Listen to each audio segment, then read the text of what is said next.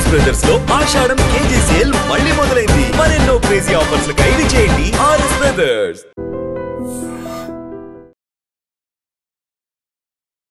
జనాభా పెరుగుతుంది, వాహనాల వినియోగం పెరుగుతుంది, అంతకంతకు ట్రాఫిక్ సమస్యలు కూడా అధికమవుతున్నాయి.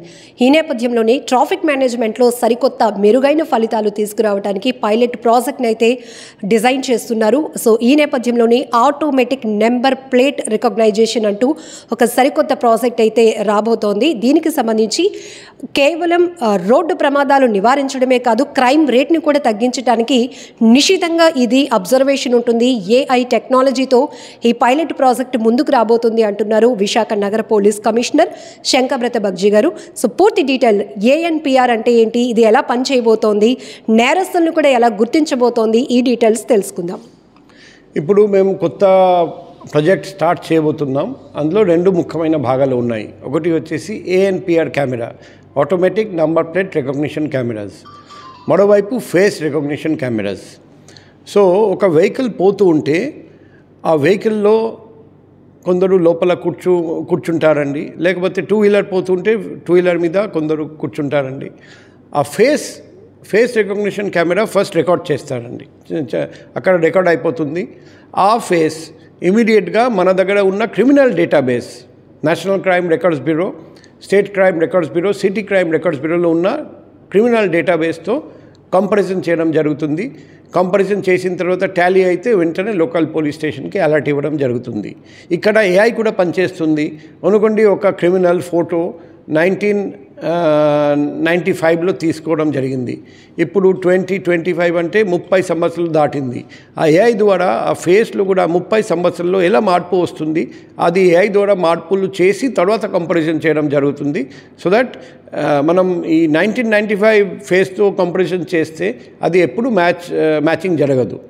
సో ఇది ఒకవైపు, దానివల్ల క్రైమ్ రేట్ బాగా తగ్గిపోతుంది, ఎందుకంటే క్రిమినల్స్ని ఇమీడియట్గా మేము పట్టుకుంటాం. మరోవైపు automatic number plate recognition cameras, ANPR cameras, అది వెనక నుండి two wheeler number plate photo ఇమీడియట్గా క్యాప్చర్ చేస్తారండి, రికార్డ్ చేస్తుంది. సో ఆ టూ వీలర్, ఆ ఫోర్ వీలర్ ఏదైనా motor vehicle act provision violate చేస్తే ఇమీడియట్గా రికార్డ్ అయిపోతుంది, ఆటోమేటిక్ ఈ చలాన్ జనరేట్ అయిపోతుంది. దానివల్ల మన ట్రాఫిక్ ఈరోజు చూస్తే ట్రాఫిక్ వింగ్ నుండి చాలామంది ఎన్ఫోర్స్మెంట్కి మనం పంపిస్తున్నాం. దానివల్ల రెగ్యులేషన్ తగ్గిపోతుంది. అప్పుడు 100% ట్రాఫిక్ అంత రెగ్యులేషన్ కోసం పనిచేస్తారండి. ఇంకొక ప్రాబ్లం ఈరోజు చూస్తే ట్రాఫిక్ వాళ్ళు ఉంటే హెల్మెట్ ధరిస్తారు, లేకపోతే వదిలేస్తారు. ఉంటే ట్రిపుల్ రైడింగ్ జరగదు, లేకపోతే ట్రిపుల్ రైడింగ్ చేస్తారు.